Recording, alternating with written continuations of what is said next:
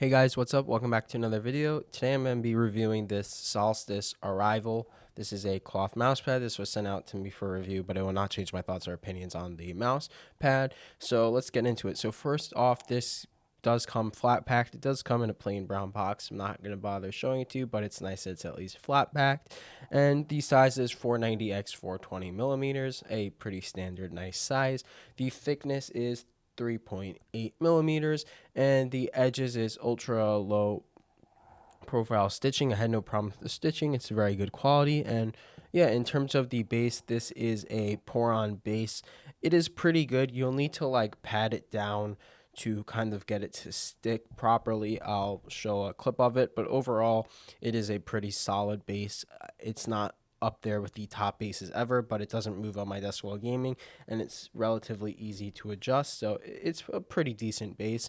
In terms of surface feel, this is a very smooth feeling surface. You don't feel any texture. This isn't really advertised specifically as a speed or control pad. They just call it low friction. What I would say is it's kind of like a balance pad, but more to control. It is skate variant, so depending on what skates you're using will dictate kind of what type of experience you get. Right now I'm using some Pulsar stock skates. It you kind of feels like you definitely have some control, but there's also speed as well, but it's not too fast. Then with some speed skates right here, it feels pretty fast. So I would consider this a balance pad, which whatever skates you dictate will decide what kind of pad it is, but it does lean more towards control. So when I was playing games, I was getting good flicks, but it wasn't the best necessarily in situations where you need a pad super fast. This is a softer pad. I wouldn't call this a super soft pad, but it's definitely soft. In terms of dust pickup, this does pick up some more dust than other pads I felt in the past. I definitely was gaming and definitely felt like a piece of dust hitting my finger. It's not terrible. It's not the worst I've ever had, but it might be more noticeable than something like artisan pads. In terms of just gaming, I was gaming to my best ability. I didn't have any issues using this pad.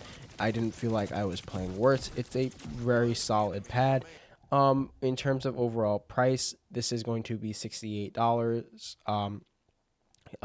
in USD about, and 85 shipped about in USD. It is 50 pounds the price before shipping. So in terms of if you don't care about pricing and you just want a good pad with a cool design that has very good, by the way, this printing is very good, then yes, I can recommend this if price is an issue for you. But for most people, $85 shipped is way too much for a cloth pad. And the problem isn't that there's expensive shipping. I don't think the shipping is necessarily too expensive. I think the problem is the price before shipping is just too high. It's over $60 when most pads are usually around $50 or less. Artisan pads, if you buy them direct, are a lot of them are $40 or less, and if you buy them from JP Gaming, they're about like $60 or less, and some of them are better. And this is also a brand. This is their first release, so they don't have that reputation. Like, I was speaking to them, and they're really nice and everything, but it's very hard to recommend a pad of this price. So if you do like this pad and you don't care about the price, yes, I'll recommend it. But if this is a bit expensive for you, I would recommend looking elsewhere. And thanks for watching. This was a pretty short review, and I'll see you in the next one.